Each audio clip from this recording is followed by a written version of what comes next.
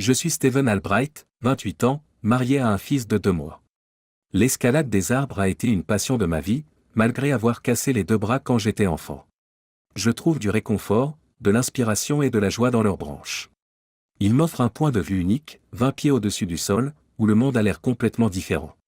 Le jour où ma voiture a mal fonctionné en route pour l'enseignement des sciences aux lycéens, j'ai dû la laisser au magasin pendant la nuit pour un remplacement de la pompe à carburant. C'est l'histoire habituelle des pièces qui ne sont pas disponibles jusqu'à ce que quelqu'un soit prêt à payer. Donc, j'ai été laissé rentrer de façon inattendue tôt là où ma femme et mon fils m'attendaient. Au lieu de me diriger vers l'intérieur, j'ai fait une ligne pour mon arbre d'escalade préféré. La Géorgie n'aurait pas encore prévu mon retour, et j'avais besoin de la solitude pour réfléchir à la façon de couvrir le coût de la pompe à combustible sans accumuler d'intérêt sur notre carte de crédit. Vêtu de ma tenue d'enseignement, je grimpais sans effort sur l'arbre, trouvant une perche d'environ 30 pieds de hauteur. En regardant la vue, j'ai apprécié l'herbe bien entretenue de notre voisin, en contraste avec ma propre herbe à peine entretenue. Contrairement à des retraités méticuleux, je considère les ananas comme des fleurs de gamme libres ou des ingrédients potentiels pour la salade, en sautant l'effort de les dévorer. Sans voisin en vue, je m'engouffrais dans un peu d'observation des gens, appréciant l'émotion clandestine d'observer inaperçu. Mes pensées ont été interrompues par un mouvement dans la fenêtre de la crèche de mon fils Jason, attirant mon attention en un instant. J'ai vu ma femme détendre notre fils pour son sommeil de l'après-midi. La vue sereine a presque fait pleurer mes yeux. Mais cette tranquillité s'est brisée quand j'ai vu les mains d'un homme entourer sa taille par derrière. Une terreur instantanée m'a saisi, craignant pour sa sécurité. Au lieu de résister, la Géorgie s'est réciproquée, posant ses mains sur lui et posant sa joue contre lui. C'était Clark Peterson, notre voisin de l'autre côté de la clôture. Clark, la figure détestable du quartier, se vante perpétuellement de ses acquisitions et met l'accent sur sa richesse, prétendant superviser sa fortune de chez lui. Les hommes ont rejeté ces histoires comme des mensonges tandis que les femmes s'accrochaient à chaque mot. J'avais envie d'écouter leur conversation. Un souvenir soudain m'a frappé. J'avais mes appareils auditifs. Ces appareils publicitaires de 19,95 $, mais attendez, de simples boosters de volume, parfaits pour les faibles volumes de télévision pendant que le bébé dormait. Je les gardais toujours dans ma poche de chemise pour éviter de les déplacer. En insérant les appareils et en augmentant le volume au maximum, j'entendis leur échange. Savez-vous encore qui est le père? Non, je ne veux pas savoir. Ça pourrait être toi ou Steve. J'aimerais penser que c'était vous deux, l'homme que j'aime et elle, homme avec qui j'adore avoir des relations sexuelles. Vous ne pensez pas que Steve va y arriver? Je ne pense pas. Vous semblez assez semblables, ça ne devrait pas être apparent. J'espère qu'il est à moi. C'est une satisfaction particulière que je n'ai pas seulement fait de Steve un cuckold. Je l'ai aussi fait élever mon fils. Ne sois pas méchant. Steve est peut-être insensé, mais il sera un bon père. Géorgie, cette dernière année a été la meilleure de ma vie, grâce à vous. Je suis tellement contente que tu puisses avoir des relations sexuelles à nouveau. Combien de temps vous reste-t-il avant que votre congé de maternité ne soit terminé? 2 semaines. Ces jours que nous avons passés ensemble ont été merveilleux. J'aimerais que Steve et moi puissions nous permettre de rester à la maison, en prenant soin de Jason, tandis que vous vous occupez de mes besoins. Ne gaspillons pas de temps. Chambre principale ou chambre d'hôte? Et le sol, ici? Utilisons un lit. J'ai eu des brûlures de tapis la dernière fois que nous l'avons fait sur le sol. Avec un sourire, ils sortirent de la crèche. Mon cœur s'est écroulé alors que leur conversation a brisé les idéaux que j'avais aimés, l'amour et la loyauté de ma femme, l'enfant que je croyais être le mien. Je ne supportais pas d'entrer. Au lieu de cela, je suis descendu de l'arbre et j'ai appelé un taxi au bar voisin. Seul au bar à 7 heures tôt, j'ai demandé conseil au barman attentif. Je me suis confié en lui, cherchant guidance. Il, après avoir entendu d'innombrables histoires, m'a exhorté à déterminer la paternité de l'enfant. Puis, j'ai demandé un avocat de divorce, en choisissant celui qui était le plus abordable. En réfléchissant à ma situation, je me suis rendu compte de la pression financière qui était devant moi, le partage de nos revenus ne supporterait pas l'un d'entre nous, peut-être à cause du lourd prêt hypothécaire qu'elle insistait pour la maison. Le barman a mis en garde contre la consommation excessive d'alcool, en soulignant la gravité des décisions que j'avais à faire face. Au cours des jours qui suivirent, j'ai essayé de masquer ma détresse de la Géorgie, en l'attribuant à la misère commune des enseignants et aux pressions financières, y compris la dépense inattendue de la pompe à carburant. Elle semblait accepter mes explications. Mais quand le test de paternité est revenu négatif, j'ai immédiatement contacté l'avocat.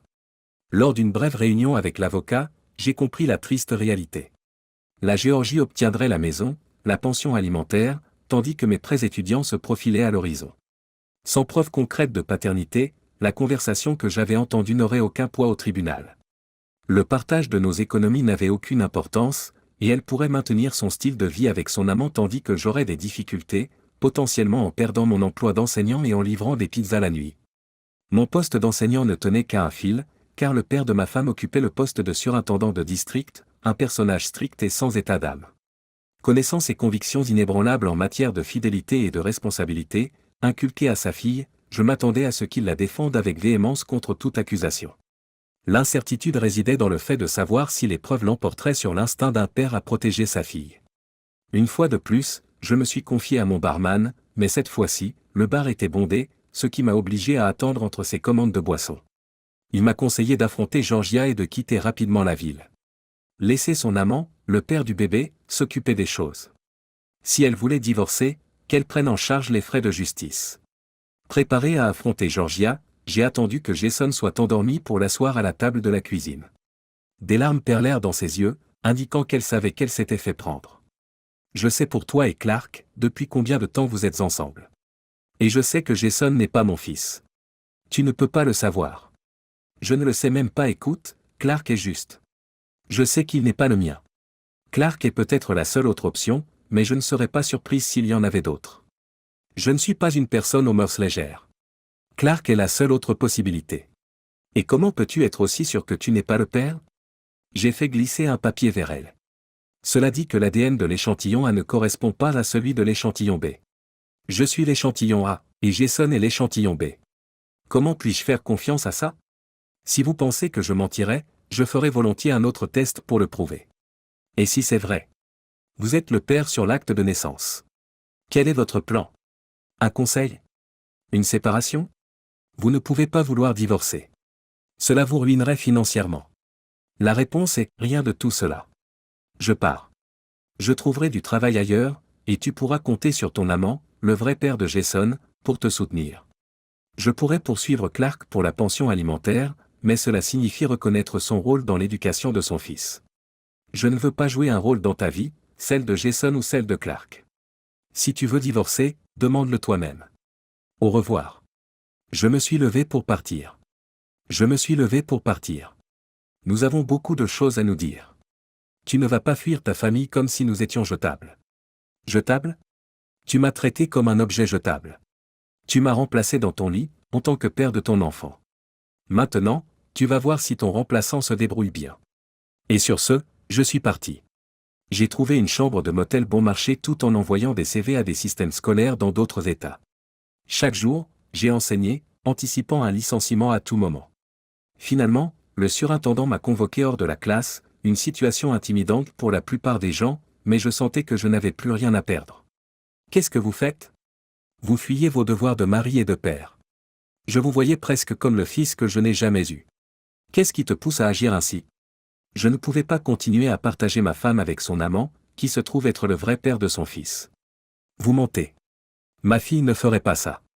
Quelle preuve avez-vous? Monsieur, je vous considère comme une personne honorable. Je crois que vous pouvez voir la vérité même si elle remet en cause vos croyances. J'ai le rapport d'un médecin qui montre que je ne suis pas le père de Jason. Laissez-moi voir ça. En lui tendant les documents, j'ai précisé que j'étais l'échantillon A et que Jason était l'échantillon B, et j'ai proposé de refaire le test. Son attitude sévère s'est légèrement adoucie. Quelle preuve avez-vous de sa liaison? J'étais dans un arbre devant la chambre de Jason quand. Vous étiez où? J'ai toujours aimé grimper aux arbres. Ce jour-là, me remettant de la réparation inattendue de ma voiture, j'ai vu Georgia et notre voisin dans la pépinière. J'ai entendu leur conversation grâce à des appareils auditifs amplifiés. Il était évident qu'ils avaient une liaison et qu'ils savaient qu'il pouvait être le père de Jason. J'ai du mal à croire qu'il s'agit de ma fille. J'ai eu la même incrédulité. J'étais désemparé. Je l'aimais profondément. Vous avez dit « aimer ». Vous ne l'aimez plus? Je ne peux pas le dire. Il est difficile de se défaire d'un amour aussi fort. Mais chaque jour, la réalité l'entame. Mais, Steve, est-ce que fuir est la solution? Tu ne peux pas lui parler? Cherchez un conseiller. Le plus gros problème, c'est que je n'arrive pas à oublier qu'elle m'a trompé pendant plus d'1 an. Cela signifie que chaque « je t'aime » pendant cette période n'était qu'un mensonge. Je ne peux pas oublier qu'elle a eu un enfant avec son amant et qu'elle attendait de moi que je l'élève. Si Jason était à moi, je pourrais envisager d'arranger les choses si elle mettait fin à sa relation avec son amant. Mais elle avait l'intention de poursuivre ses liaisons. Pour moi, le conseil ne sert à rien. Le divorce n'est pas en ma faveur financièrement. Malgré son infidélité et la filiation de Jason, je devrais la soutenir. Pourtant, elle pourrait être mieux lotie si son amant prenait ses responsabilités. Elle aurait la vie amoureuse qu'elle privilégie à la mienne. Repartir à zéro ailleurs me semble être la seule solution. Je suis désolé pour le stress que cela représente pour vous et votre femme. Vous ne méritez pas ce qu'elle a fait, mais moi non plus. Alors, quel est votre plan immédiat? J'ai postulé à des écoles dans d'autres États. Les professeurs de sciences des collèges sont très demandés. Mais vous détenez une clé. Une mauvaise référence de votre part pourrait nuire à mes chances.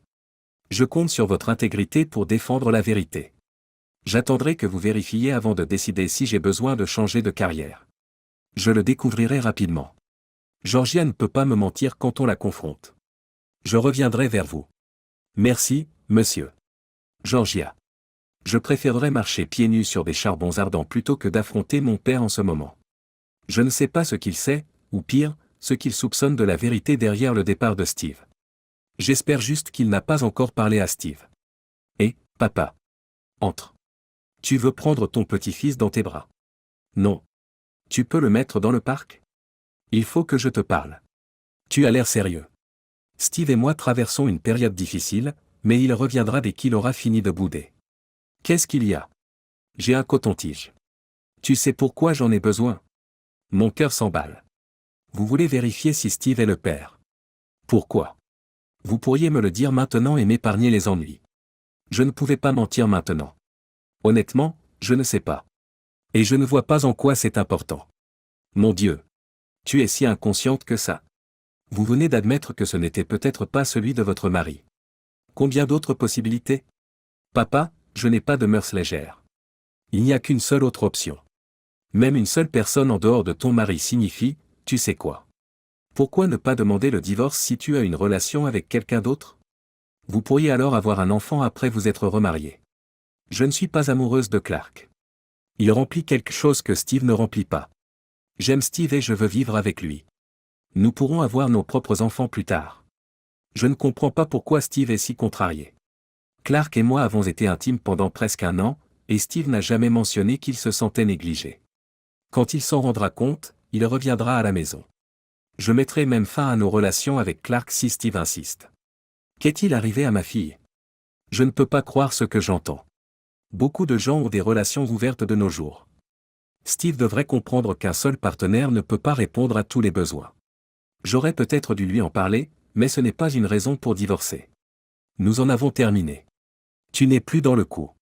Juste pour que tu saches, ta mère et moi sommes du côté de Steve. Pas toi ou ton enfant, tant que tu n'auras pas réglé ce problème. Tu sais distinguer le bien du mal. Ce n'est pas la peine de revenir enseigner. Vous êtes viré. Je porterai plainte pour rupture de contrat. Super, rendons votre licenciement public. Je n'hésiterai pas à le faire. Mes principes comptent plus que ma position.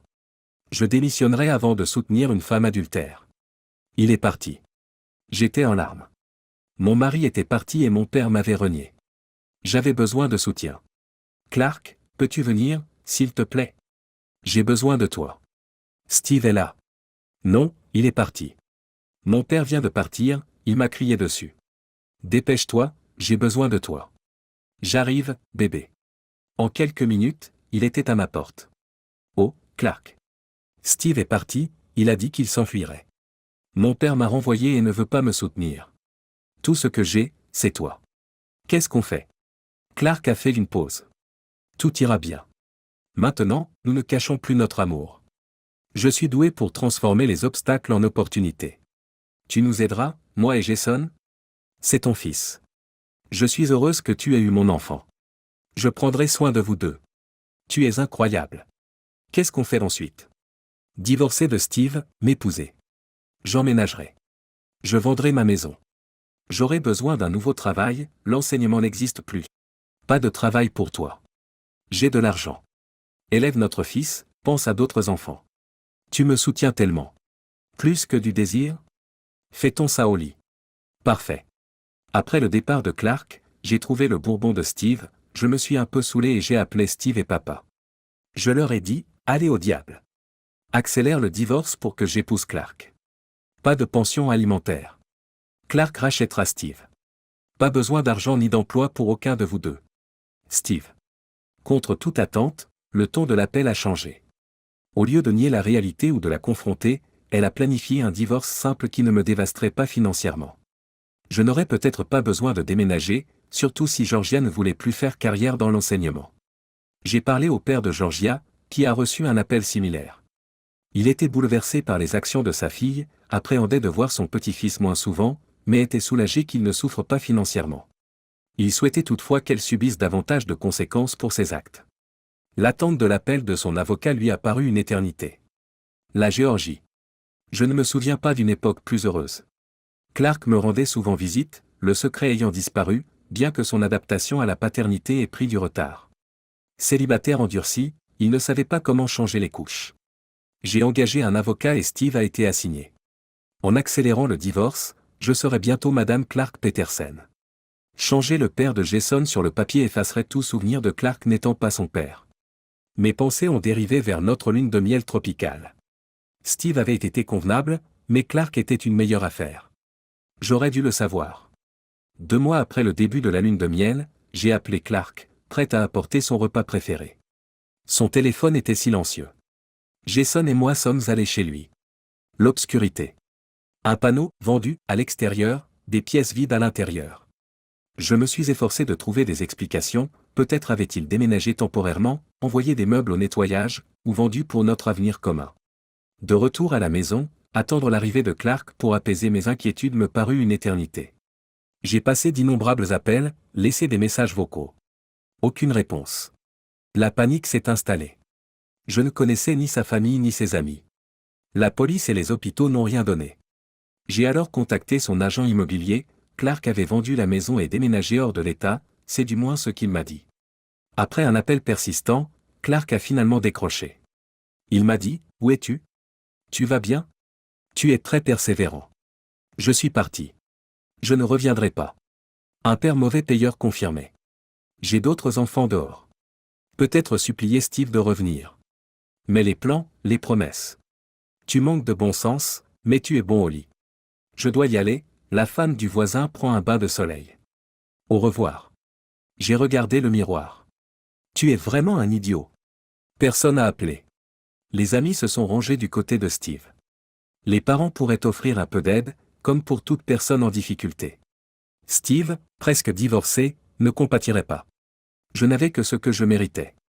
Je ne pouvais pas supporter d'appeler qui que ce soit, j'avais trop honte d'avoir manqué de respect à ceux qui s'étaient occupés de moi.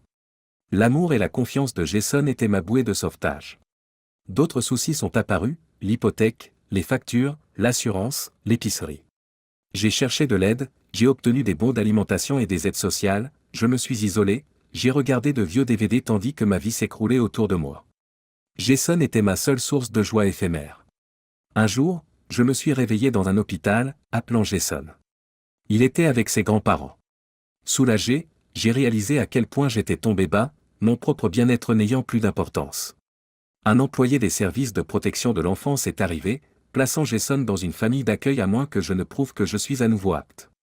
Pas d'amabilité, juste du travail. Cela m'a piqué. Mes parents ont amené Jason. Il s'est accroché à ma mère, m'évitant. J'espérais qu'il oublierait ce bouleversement. Steve m'a rendu visite, me surprenant. Tu es venu te réjouir? J'ai craché. Georgia, j'ai tourné la page.